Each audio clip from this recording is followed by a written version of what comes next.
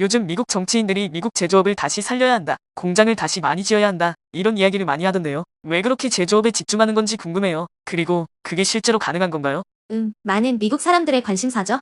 제조업이 쇠퇴했다는 걱정이 예전부터 많았거든요. 쇠퇴? 예전에는 미국이 공업 강국이었나요? 1940년대 후반, 그러니까 2차 세계대전 직후에는 미국이 전 세계 제조업 생산량의 절반 이상을 차지했어요. 유럽이나 일본 공장들이 전쟁으로 망가져 있었으니까요. 전 세계가 미국 제품에 크게 의존했죠. 그런데 작년에는 그 비중이 10분의 1 조금 넘는 수준으로 떨어졌어요. 수출보다 수입을 훨씬 많이 하고요. 트럼프도 그 지지자들도 이 부분에 불만이 많고요. 와, 절반 이상에서 10분의 1이요? 엄청 줄었네요.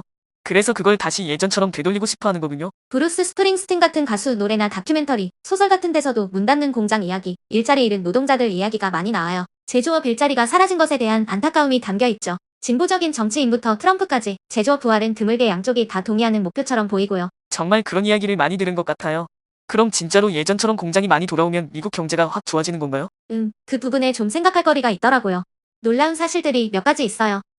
어떤 건데요? 먼저 작년에 한 설문조사를 보니까 응답자의 80%가 미국에 더 많은 사람이 제조업에 종사하면 미국이 더 나아질 것이다 라고 생각했어요. 그런데 똑같은 질문에 당신 개인이 공장에서 일하면 더 나아질 것 같냐고 물었더니 압도적인 대다수가 아니다라고 답했대요. 에이, 정말요? 미국이 더 좋아질 거라고 생각하면서도 자기는 공장에서 일하기 싫다고요? 네, 이게 첫 번째 놀라운 부분이에요. 제조업에 대한 막연한 향수는 있지만 실제로 힘든 공장 일을 하려는 사람은 많지 않다는 거죠. 와, 신기하네요. 더 놀라운 건요. 사실 미국 공장에는 지금도 수십만 개의 일자리가 비어 있다는 거예요. 매달 채용 공고가 나는데도 일할 사람을 못 구하고 있어요. 네? 공장이 없어서 난리라고 들었는데 일자리가 비어 있다니요? 네, 미국 노동통계청 자료를 봐도 그렇고요. 제조업자협회 같은 곳에서는 앞으로 10년 안에 200만 개 가까운 제조업 일자리가 필요할 건데 사람을 못 구하면 비어 있을 거라고 걱정하고 있어요. 제조업 분야의 실업률도 굉장히 낮은 편이고요. 이건 사람들이 예전처럼 철도 건너편 방직 공장 같은 곳에 일자리를 간절히 원하지 않는다는 걸 보여주는 거죠. 그렇군요.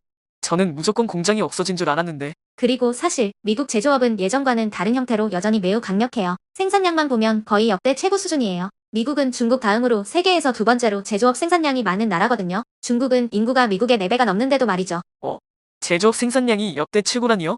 일자리는 줄었다고 했잖아요. 여기서 두 번째 중요한 지점이 나와요. 제조업 일자리는 80년 넘게 줄어왔어요. 하지만 생산량은 계속 늘었죠. 그 이유는 바로 생산성이 엄청나게 향상되었기 때문이에요. 기계화와 자동화 덕분에 예전보다 훨씬 적은 사람이 훨씬 많은 물건을 만들게 된 거죠. 아, 예전에는 사람이 일일이 하던 걸 기계가 하니까. 그리고 미국 공장들이 저부가 가치 노동 집약적인 제품들, 그러니까 신발이나 옷, 장난감 같은 건 인건비 싼 해외로 많이 넘겼어요. 대신 제약, 미사일, 비행기, 첨단 화학 제품처럼 고부가 가치, 고기술, 고효율적인 제품 생산에 집중하게 된 거죠. 아, 종류가 바뀐 거네요. 그래서 이제 와서 예전에 해외로 나갔던 저부가 가치 공장들을 무역 전쟁 같은 거에서 업체로 데려오려고 하면 오히려 경제에 해가 될 수 있다는 분석도 있어요. 왜 해가 되나요? 공장이 많이 생기면 좋은 거 아닌가요? 자, 여기서 트럼프의 관세 정책과 관련된 이야기가 나와요. 관세는 기본적으로 수입품에 세금을 매겨서 자국 산업을 보호하겠다는 거잖아요. 그런데 투자회사인 아폴로 글로벌 매니지먼트 보고서를 보면 최근 관세 때문에 심각한 미국 경기 침체가 올 수 있다고 경고하고 있어요. 관세 때문에 경기 침체요? 저는 관세하면 그냥 물건값만 좀 비싸지는 건 줄 알았는데요. 이게 세 번째, 아주 충격적인 사실이에요. 관세가 촉발제가 돼서 광범위한 일자리 감소까지 이어질 수 있다는 거죠. 특히 타격을 크게 입을 산업으로 트럭 운송업과 소매업을 지목했어요. 트럭 운송업이란 소매업이요? 왜요? 트럭 운송업은 물류의 핵심인데 관세가 부과되면 특히 중국과의 무역이 줄어들겠죠. 중국에서 오는 컨테이너선이 확줄 것으로 예상되는데 미국 트럭 운송량의 약 20%가 수입품을 운송하는 거거든요. 그럼 트럭으로 나를 물건이 없어지니 운송회사들이 힘들어진다는 거예요. 이미 운송업계는 대규모 운송 불황이라고 불릴 정도로 어려운 시기를 겪고 있는데 여기에 관세 영향까지 더해져서 5월 중순쯤부터 대규모 해고가 시작될 수 있다고 보고 있어요. 오휴. 그럼 소매업은요? 소매업도 마찬가지예요. 관세 때문에 수입품 공급망이 막히면서 재고 부족 현상이 생길 수 있어요. 특히 중국에서 오는 제품이 많으니까요. 물건을 제대로 들여오지 못하면 팔 물건이 없겠죠. 게다가 관세 때문에 물건값이 오르면 소비자들은 지갑을 닫게 되고요. 이미 경기 불안감이나 물가 상승 때문에 소비 심리가 많이 위축되어 있대요. 신용카드 연체율도 올라가고요. 이런 상황에서 소매업체들도 6월쯤부터 비용 절감을 위해 직원을 줄일 수 있다고 전망하고 있어요. 아, 관세를 매겨서 물건을 못 사게 하니까 그 물건을 나르는 회사나 파는 회사가 힘들어지는 거군요. 예상치 못한 곳에서 문제가 생기네요. 네. 그리고 아폴로 보고서가 경고하는 또 다른 심각한 문제는 스태그플레이션 가능성이에요. 스태그플레이션이요? 그게 뭐예요? 처음 들어봐요. 네 번째 놀라운 부분이죠. 스태그플레이션은 경제 성장은 멈추거나 뒷걸음질 치는데 물가는 계속 오르는 현상을 말해요. 보통 경기 침체기에는 사람들이 돈을 안 쓰니까 물가가 떨어지거든요. 아, 물건이 안 팔리니까 싸게 파는 거죠. 맞아요. 그런데 관세는 수입품 가격 자체를 올리고 공급망을 망가뜨려서 물건을 구하기 어렵게 만들어요. 그럼 수요가 줄어도 비용 자체가 올라가니까 물가가 떨어지지 않고 오히려 계속 오를 수 있다는, 이렇게 되면 정말 어려운 상황이 돼요. 성장을 살리자고 돈을 풀면 물가가 더 폭등하고 물가를 잡자고 금리를 올리면 경기가 더 얼어붙으니까요. 성장도 안 되는데 물가는 오른다니 정말 최악이네요. 그럼 트럼프 대통령이 제조업을 살리겠다고 관세를 매긴 건데 오히려 미국 네, 앞으로 정책의 의도와 실제 결과가 다를 수 있다는 거죠. 기업들도 이미 미래가 불투명하다고 판단해서 투자를 줄이고 채용을 망설이고 있고, 그럼 예전에 트럼프 대통령 재임 기간에는 제조업 일자리가 늘지 않았나요?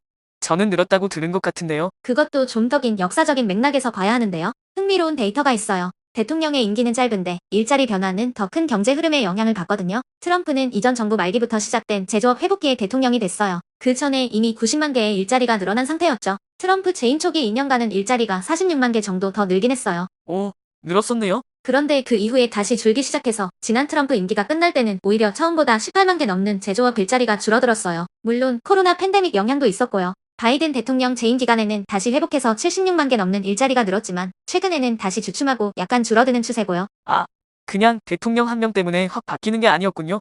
늘었다가 줄었다가 하네요. 역사적으로 보면 가장 많은 제조업 일자리가 있었던 건 1970년이에요. 거의 2천만 명 가까이 됐죠. 그 이후로는 계속 줄어서 2010년에는 1100만 명 수준까지 떨어졌다가 지금은 1200만 명대 후반이에요. 1970년 이후로 계속 줄어든 거군요. 하지만 아까도 이야기했듯이 일자리는 줄었지만 생산량은 늘었어요. 한 사람당 생산하는 물건의 양, 즉 생산성이 엄청나게 높아졌기 때문이죠. 그래서 설령 미국의 공장을 더 짓는다고 해도 예전처럼 수백만 명의 노동자를 필요로 하지는 않을 가능성이 높아요.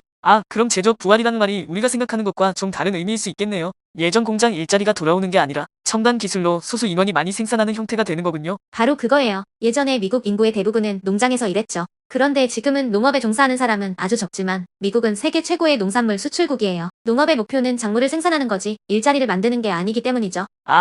제조업도 마찬가지로 물건을 만드는 게 목표이지 일자리를 만드는 게 목표가 아니다. 네, 그게 핵심이에요. 예전에 농장 일자리가 사라졌을 때도 사람들이 불안해하고 향수병을 느꼈지만 누구도 농장 일자리를 되돌리자고 정책을 주장하진 않았어요. 시대가 변해서 사람들의 기술과 열망에 맞지 않는 과거의 공장 일자리를 정부가 억지로 되돌리려고 하는 건 어쩌면 예전 농장 일자리를 되돌리자는 주장만큼 비현실적일 수 있다는 거죠. 와, 정말 제조업 부활이라는 말이 그렇게 간단한 문제가 아니었네요. 막연히 좋은 거라고 생각했는데 실제로 일할 사람도 구하기 힘들고 정책 때문에 오히려 경제가 나빠질 수도 있고 이미 미국 제조업은 다른 형태로 강하고 네, 과거에 대한 향수는 이해하지만 미래를 위한 청사진으로 삼기에는 현실과 괴리가 있다는 거죠. 미국은 제조업도 강하지만 의료, 법률, 금융, IT 같은 서비스 분야에서도 세계적인 강국이고요. 이제는 이런 서비스 분야의 일자리가 중산층으로 가는 더 확실한 길이 된 지도 오래고요. 그렇군요. 감사합니다. 덕분에 세계 경제와 제조업에 대해 약간 깊이 이해하게 됐어요. 그래요. 특히 관세가 경기 침체와 스태그플레이션을 부를 수 있다는 전망이나 실은 공장 일자리는 비어있다는 사실 같은 건 미국인들도 좀 많이 알았으면 좋겠어요. 그러려면 영어로 얘기해야죠. 오늘은 여기까지.